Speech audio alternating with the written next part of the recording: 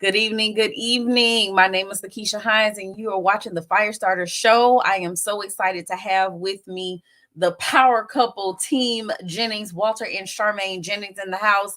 You know, every time I get these two on the show, I just feel like I don't even need to be here. They could totally just run this alone, and I could just sit back and have me a mocktail and just relax, and they can just run everything. So I appreciate you all being here. The topic tonight definitely is all up and in your wheelhouse, both of you individually. And I felt it would be robbery if I did not have you here this evening to discuss the power of love poems. So, Mr. Jennings, Mrs. Jennings, how you all feeling this evening? How y'all doing? Well, thankful. It's been a journey today. Yeah, doing really well. Thanks as always for the invitation. Obviously, the topic is one that's near and dear to our hearts. So yeah, we're excited to jump into it. Yeah, man. You know, there's a really important celebration going on today. I just want to shout out my boo thing, my baby daddy, my boyfriend, my partner in not crime, partner in love, my partner in parenting, my husband. We are celebrating 16 years of marriage today, and I am so excited. You know, one of the things that I shared on social media today is that I am more in love with this dude today than I have been, I want to say, when we first got married. And that is just such a wonderful, wonderful thing. It's a wonderful feeling. And you all have been married significantly longer than he and I. And I already know y'all's situation, but I just look at how valuable and how important marriage is, and looking around at other couples and them not being happy makes me so sad when they say that they don't have that love feeling, that they don't feel in love, or they feel disconnected. And I just, again, I know that's not your situation, it's not my situation, so we are going to try to give these people some help so that they can get the love back. So the first thing that we're going to dive into tonight is just talking about some marital issues that actually steal the love, because we know marriage is not easy. Okay, we know this, we know it's not easy. We know that it requires work, effort, energy, all of those things. And so if we are not putting in the work, then we have to automatically assume that we're going to have some challenges, right? If we're not doing the work. So in your expert opinion, which both of you are certified professional coaches, Walter, you're a counselor, I'm a coach, we're dealing with clients all the time, all around the world. But in you guys' experience, what are some of the main marital issues you've identified that actually steals the love from the marriage? Well, one of the things that I can definitely say, and it shows up for people when we counsel them in a myriad of different ways, but it's really lack of prioritizing and time management. And so obviously, again, you fall in love, you get married, you both are striving to accomplish things professionally. You want to own, for a lot of couples, you want to own a home, you want children, you want to travel, you want to do all these things. And what can ultimately end up happening is that now you're ultimately working to keep those things. And now you're trying to find ways to actually come together and actually remembering that you are a husband and wife. And if you're not careful, you'll be in a place where you've got communication challenges, where you're not able to connect to one another. It's either early in the morning, one person's still trying to sleep, the other person is awake and vibrant, or late at night, one person trying to sleep and the other person vibrant. So it's really prioritizing and time management. So it's really imperative that when it comes to couples, that you always remain focused on your union and putting that first. Right after God, it's your partner. Right after God, it's your spouse. So ensuring that you keep that at the top of your priority list. Yes, you need your job.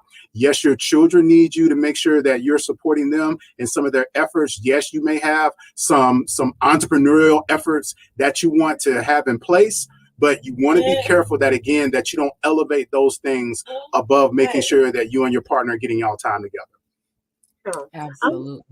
To add to that, I love the prioritizing and time management. One thing that I have found that will steal the love is when your I your identity, I want to say the intersection of the addition to your identity. And so I think when we add on to Mm. who we are, and our Mm-hmm. partner has to be introduced now to the mother, right? So you were my Uh-oh. girlfriend first, right? And now you became Mm-hmm. my wife, right?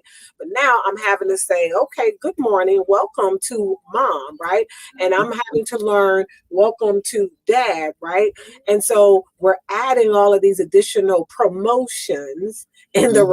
relationship, right? And what happens when you don't like mama? And I don't like you and how you show up as daddy. Or I Mm-hmm. don't like how you're showing up at the home. Maybe I manage the inside of the home, and I'm just not liking you as manager and partner of these bills and partner. When we add all of these roles, not just domestic roles, but we add different roles to the partnership. And I think there can become a lot of conflicts. And the more additional roles we add, sometimes we can allow it to steal the love because now Mm-hmm. we're managing partners in this and managing partners in this. And if I'm having conflicts in how we manage because we're dealing with money, we're dealing with big decisions and things like that. And now where's the love? Because we just Yeah. two managers and now we have all these businesses going on. We got parenting business, we got, household business. And so I think that is something that we often allow to steal the love, in our ability to just balance those things. Yeah. I'm thinking of an acronym, which, y'all know me. I love acronyms, right? Yes. And so as you were speaking, Charmaine, I was thinking about this acronym that I actually found online, and it's loss of valuable energy. It's an acronym for love, loss of valuable energy. And that kind of like irritated me at one point. 'Cause I'm like, what you mean loss? It's a negative word, but it's true, Charmaine. It's true because we love our children. We love being in these parenting roles because it's a blessing to have these kids. And we love our home and the fact that we have a home that we can manage, and we love our jobs. But each one of these things that you mentioned and more that you didn't mention, they they pull from our energy. We have to put energy into these different places. And so because of that, we are losing valuable energy as we're pouring into those places and spaces and people and situations, right? So it can truly cause a lot of conflict, as you said, in your marital situation, especially if the person is not happy Hmm. with some of that energy being taken away from them. So, Absolutely. powerful points for both of you. I'll just add on that if there's infidelity, that definitely can steal the love from the relationship. One of the biggest issues we know that most couples have, and I had it myself, I don't know about you all, but poor communication. When we're not talking to each other or we're not communicating effectively, that 100% can steal the love. If there is any type of addiction in a relationship, be it porn addiction or alcohol or drug addiction, any of those things, that can steal the love because obviously that impacts all of those areas that you talked about, Charmaine. And then absence of sex or lack of affection. We know that this 100% can steal the love. Now, Walter, I'm gonna pick on you a little bit.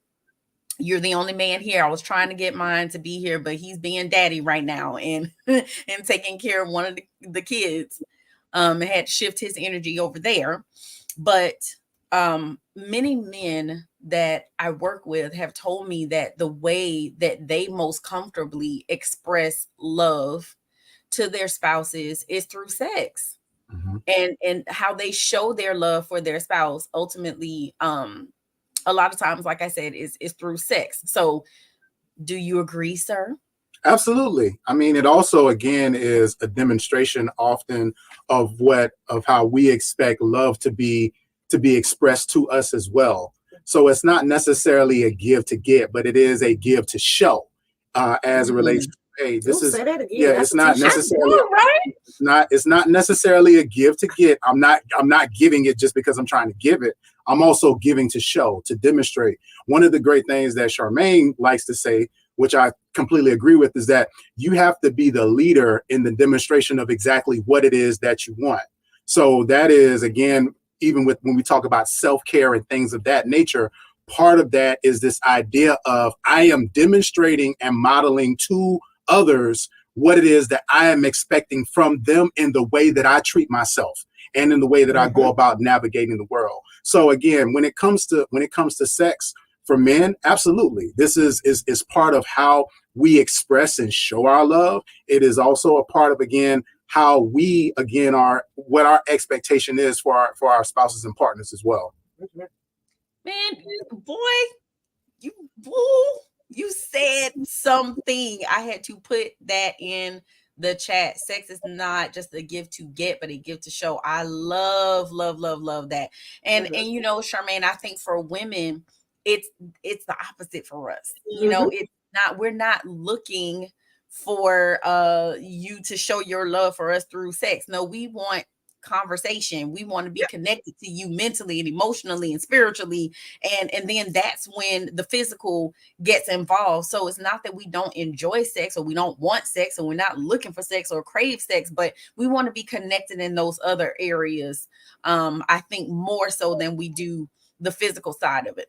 But okay, so we've talked about the some of the things that can steal the love, some of the things that can steal the love, and obviously there are other things as well, but these are just some of the top things that can actually steal the love. So now we want to talk about some ways that you can actually get the love back. Obviously our focus is on love poems, but you know, we want to make sure we are giving you multiple ways to get the love back, because we understand everybody's not going to be feeling the whole poem thing, the whole poetry thing or whatever. Wow, that's our jam, the three of us, but we understand that that's not how everybody moves. So there are some different things that you can do. So one of the things I absolutely love is surprises. Now here's the thing. I'm married to someone who does not like surprises. So as I'm trying to express love to him through surprises, it actually has been counterproductive. And I've had to accept that and receive the fact that that's not his thing, but it is mine. So what he has learned to do is give me surprises. And I'm like, I know not to go there with him. My way of showing love for him or giving him that love is he needs time alone.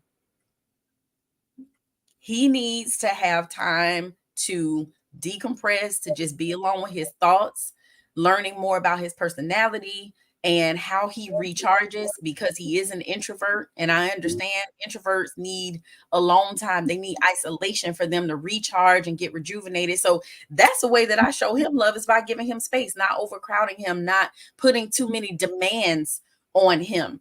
But you have to learn your partner. You have to know what works for them. So for me, it's surprises, it's special date days or date nights, which we actually had today for our anniversary, and that makes me feel love. Romance is another thing that's huge for me. I remember I used to say many years ago that I was a hopeless romantic, and I stopped saying that, because when you say that you're a hopeless romantic, to me that means that you have no hope. And that's not what I'm trying to speak. Like, no, I'm going to have this in my life. So I am a hopeful romantic. And it definitely is something that we have to define individually, again, because my definition of romance is not the next person's. So those are things that I know have helped me in my relationship and have helped others that I know. So I want to swing over to you guys and see if there's anything that you have that would be ideas for how we can get the love back outside of our love poems.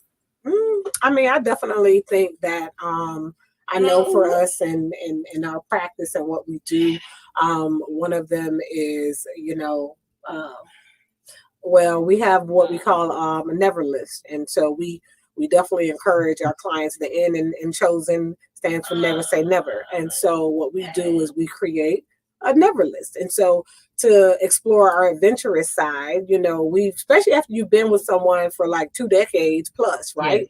And so the Yes. question becomes is, well, what haven't you guys done? Well, there's tons of things we haven't done, and so what we do is, we will eventually refresh that list. And I remember This summer we didn't get a chance to have a vacation, and so we had a staycation, and so we explored our never list. And so, we put some things on that list. It's, might be skinny. Maybe you've never skinny dipped before. Check, put that on the list. Maybe, you haven't ridden one of those electric bicycles or those scooters Mhm. before. We did that all around town. So really, to get that love back, sometimes you have to play. And Yep. so I'm just saying, play. What is on that never list that you haven't Mhm. done that brings back excitement, that puts you back in the feet and the shoes of teenagehood, childhood, where you guys could just laugh and be silly and try new things and be vulnerable with each other?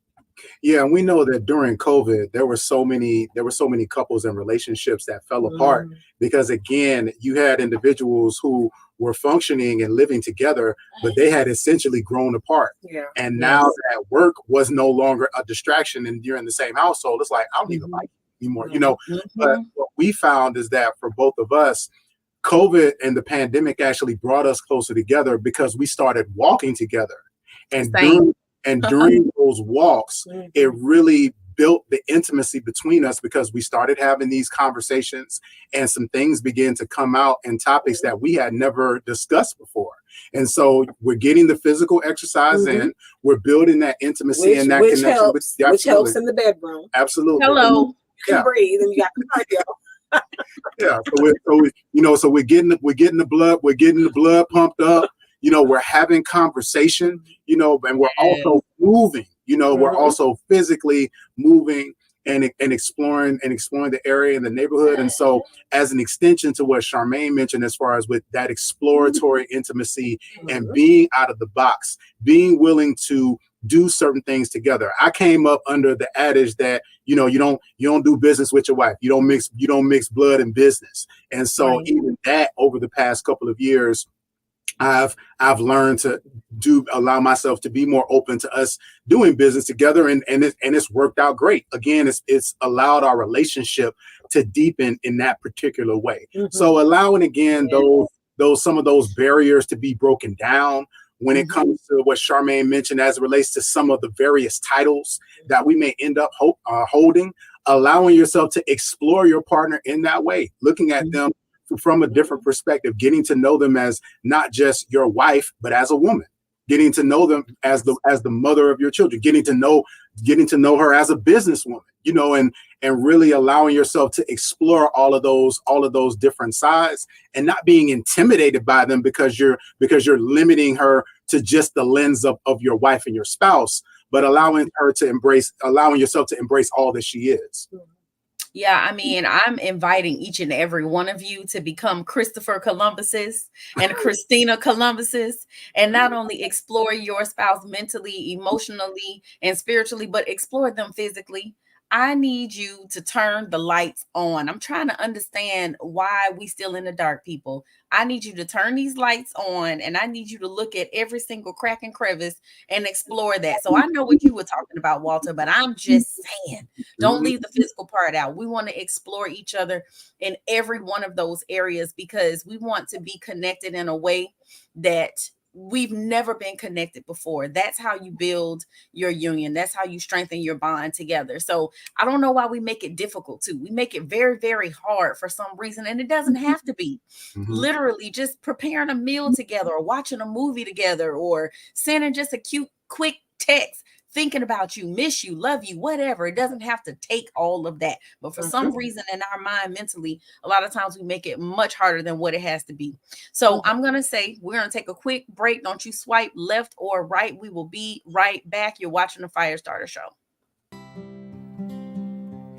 Do you or someone you know have a child with special needs, or as we like to call them, special abilities? If yes, please listen up. SNC 101 is here to the rescue. SNC 101, or Special Needs Community 101, is a welcome to the world of disabilities. This program assists new and veteran caregivers of children with special needs to overcome challenges they face on a daily basis. It will ignite the fire within and help you get back to you. You will get three-hour group sessions, three support messages, and a welcome packet with program materials. topics to be discussed are understanding, accepting, and navigating the diagnosis, self care, maintaining healthy relationships, and so much more. You do not want to miss this boot camp. As a caregiver, you truly are a warrior. You're a fighter. So use the QR code below to register today, soldiers. See you soon.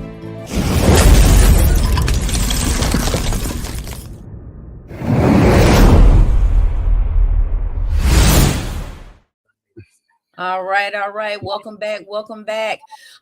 Listen, that boot camp is available year round. All you have to do is reach out. You can go to my website, lakeishahines.com, and you can get all the information that you need about programs and services for fire starters. And Walter and Charmaine Jennings have their own premarital program and so much more. They have arts infused therapy. So if you go to chosenlifespecialist.com, you can get information about them and how they can provide services for you, your friends, family, colleagues, neighbors, co-workers. And I need you all to make sure you like, share, and subscribe on our YouTube channel, and let everybody know about the Fire Starter Show. You know, this is something that helps everybody. There's something for everybody. So make sure you're sharing that information. And there's one other thing that I want to share with you all before we give you some more information about these love poems and getting the love back in your marriage. And it is the Phoenix Awards Gala that is coming up on October the 7th in Alpharetta, Georgia. We are celebrating all things love and marriage,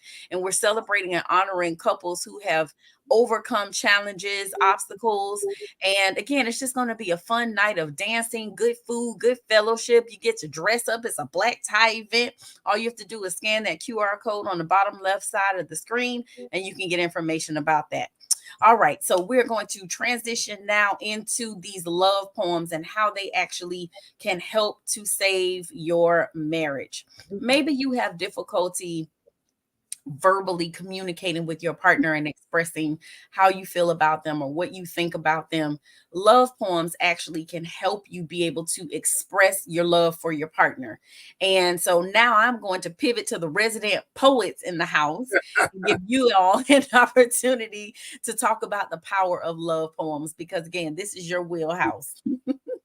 Yeah, so here's what I will say, and it probably may not be what you or the people that are listening want to hear. When it comes to love poems, right? Like, it's important to be real. So we're not talking about roses and chocolates and daffodils, and or when I first started writing, it was the Love Jones era where, you know, I drink your bath. We don't do that. Because part of I don't drink no bath water. I drank out the water hose when I was little. Sometimes I drink out of the faucet just to live a little bit. But Wait. Are you saying roses are red, violets are blue? That won't get it. That won't. Get it. Hey, if you like it, I love it. But the bottom line is, we believe that love poems, they offer an opportunity for authenticity and honesty. So really talking about, again, where you are in your relationship, that, hey, we may have some problems. You roll over in the morning, your breath stank, your fist balled up. I'm not sure if my life was in danger during the night, but there is nobody else I would rather live in this dangerous, perilous situation with than you. It's being able to express that and be perfectly honest. And with Charmaine, ironically, with our story, when it comes to poetry, right? Poetry was something that we both individually came into our relationship with. So it was something that I built an individual connection to. It was part of me learning how to embrace and find my authentic voice, and the same thing with her. So part of what has bound us together is not this whole idea. When people think of love poems, they think of me writing poems for her and sending them to her, or her writing love poems and sending them to me. Sometimes it's her writing a poem expressing about where she is in life and sharing it with me. And I'm there as an audience member. Yeah. And sometimes it's me writing a new poem about something that may have necessarily nothing to do with love, but everything to do with what may be going on socially. A black man that's been gunned down in the street, a black woman that's been killed in jail, and sharing my heart with her. So again, that love is being able to share and be vulnerable with her with my thoughts and expressions in a form that I may not necessarily share with everybody. Is poetry used as a form of intimacy, Mm-hmm. Yes, right? ma'am. And so I really love his poetry, and a lot of his poetry, hardly none of his poetry is about me, right? It's about life and how he sees it, and so I literally get to to to to get closer to his heart when I'm able to hear his poetry. So it's a extreme level of intimacy.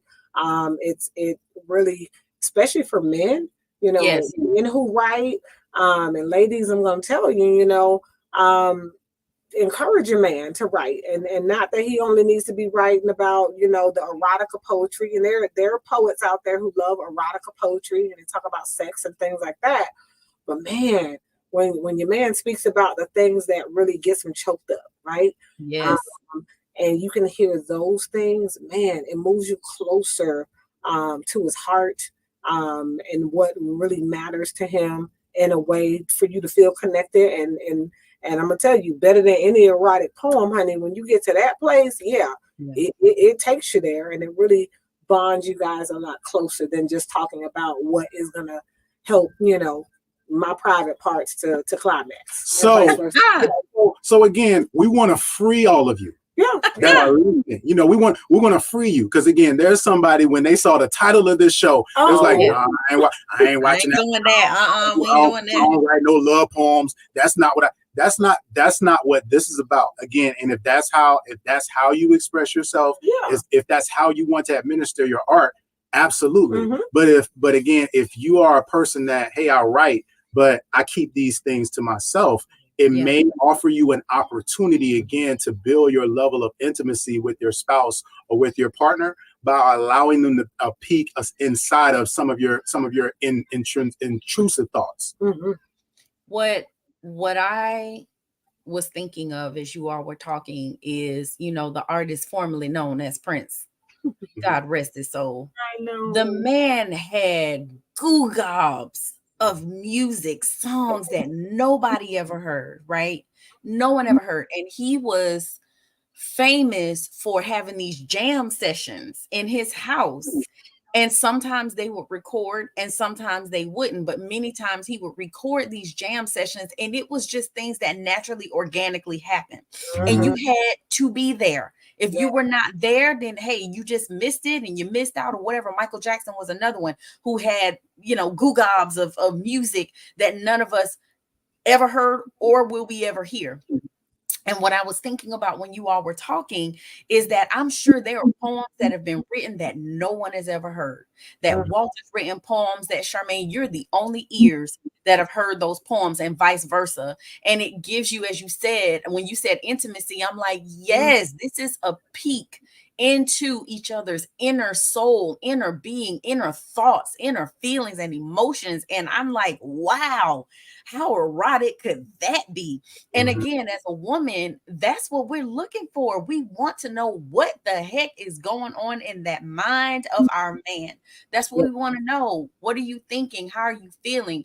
And to be able to express that on paper, I think is just one of the best ways that we again can get that insight. So I love it. I love both of you guys' poetry. I've heard so much of it, and I love that there's some similarities and some things that you all do, but you're very different in Mhm. terms of how you write and even in the way that you perform. So I love being able to get that front row seat. But to Walter's point, this is not about you becoming a poet, Mhm. because you may have never written a poem in your life. You may have no desire to do that. Well, guess what? There are people who've already done it. And I do believe that we don't have to reinvent the wheel. You can go to the library and check out poems. You can Google poems. You Yep. can order books online that have love poems, and you can find a poem that resonates with you. Find a poem that expresses how you feel about your partner and share that with them. Read it to them. Have that intimate moment where you just, hey, sit down. I just want to say something to you, Mhm. and read this poem to your partner. Or it's something that you can send via text. It's something that you can send in an email, which will completely surprise them, especially if it's something that you've never done before. So the whole idea is to give you another way to express your feelings Mhm. and to express your passion for your partner. And there are multiple ways that you can go about doing it. So, when I think about love as a whole, and I'm thinking about these poems, and I told you I love these acronyms, right? Another acronym for love is to listen, observe, value, and embrace. Mm. And when I think about these poems, we're listening to the person's heart. We're observing things from their perspective as they're writing this poetry. We're hearing what is valuable to them, and we're embracing whatever their perspective is or whatever their viewpoint is. And to me, love can be defined multiple ways, but this is just one way. And I think that that can be delivered so eloquently through a poem. So I just want to say thank you to both of you so much for being here. I can't believe our time is up already. But time flies when you're having fun. And I just want to say, be willing to be unconventional. Be willing to step outside the box and try something new. Do you all have any closing thoughts before we release the people to go write their love poems? Yes. Well, I will say that my husband walked in from work today, and I told him that, you know what? I wrote him a love poem. And so Aw, I do have a new poem that I just wrote, and it is about him. And typically, I don't really. I realized I didn't have any love poems, and yeah, and so he'll get to hear that poem tonight. And I love him. He does have this expression. His definition. You okay if I share Yeah, it? go ahead. He has his acronym of love is living out volatile expressions, mm-hmm. and I love that, and it really helped to redefine defining love for me. Yeah, I love his definition, and he has so many poems. And just the other day, he shared several poems with me that I had never heard before as well about how he views love and marriage and things like that. And so you're right; it is absolutely a place of being able to listen, to observe, and to learn. About your partner. So, if nothing else, be encouraged to do that. Listen, observe, learn, but most mhm. importantly, just take in the moments of intimacy that it can bring. And one other thing too. So, one of the popular things with couples right now are these question cards, right? Mhm. Mhm. So one of the things, if for those of you who like that, but are looking for something on the poetry or artistic side, Mhm. Pablo Neruda who's a very popular poet from Chile. Mhm. He actually has a book of poems called the Book of Questions, Mhm. and so it actually is a book. And it's poems, but they're all in question forms. Mhm. So it becomes this great opportunity to have these deep conversations about life Mhm. based off these questions in this book. So if you're looking for something that's Nice. artistic and poetic, but that's also going to help facilitate some conversation between the two of you all, check out Pablo Neruda's The Book of Questions.